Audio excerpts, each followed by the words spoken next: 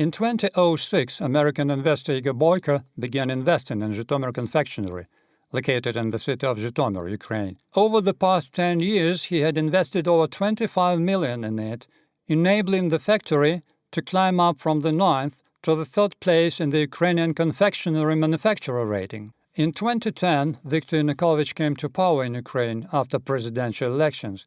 The government started putting pressure on the factory as Igor Boyko refused to support Yanukovych during the elections. Factory's labor collective managed to endure, though. When Narodny Front, People's Front Party, rose to power in 2014, attacks on Zhytomyr confectionery and its owner began again.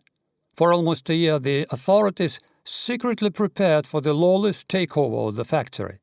On November 27, 2015, the facility stopped its business operation and was illegally removed from the Unified State Register of Enterprises and Organizations of Ukraine.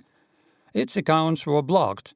The major enterprise, in fact, ceased to exist, with 2,000 people left unemployed. The following Ukrainian senior officials were the masterminds behind this issue: Sergei Pashinsky, a parliamentary deputy of Ukraine; Pavlo Petrenko, the Minister of Justice of Ukraine; Arsen Avakov, the Minister of Internal Affairs of Ukraine; Arseniy Yatsenyuk, former Prime Minister of Ukraine; Andriy Parubiy, head of the Ukrainian Parliament; Alexander Turchinov, head of the National Security and Defense Council of Ukraine. They are all members of the Narodny Front Party. On December 30, 2015, 500 masked gunmen seized the factory's territory with the help from the police. The order to help the gunmen was issued personally by Arsen Avakov, the Minister of Internal Affairs. The police and gunmen, armed with automatic weapons, seized the factory without any reasonable justification. At the time of the factory seizure, a huge amount of raw materials and finished products worth over $10 million was stored on the factory's territory.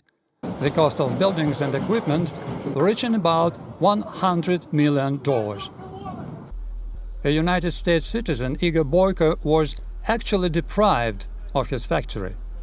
Gunmen and the police force menaced the company's employees with weapons, compelling them to leave the factory. Despite the fact that numerous court rulings have confirmed Igor Boyko is the rightful owner of 97.5% of the factory's total assets, he is still unable to get to his factory.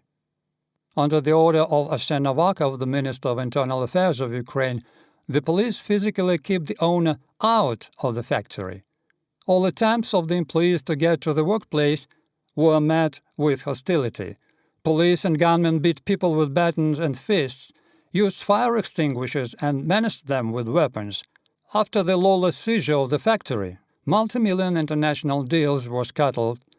Actions of the gunmen and disruption of deals entailed major losses to many foreign companies. The factory's property is being looted and destroyed. Police and officials refuse to abide by the court rulings and return the factory to its rightful owner, Igor Boyko. Deprived of his property by power and threat of violence, the American investor admonishes investors not to invest money in Ukraine, since it can be dangerous not only for one's money, but for one's life as well.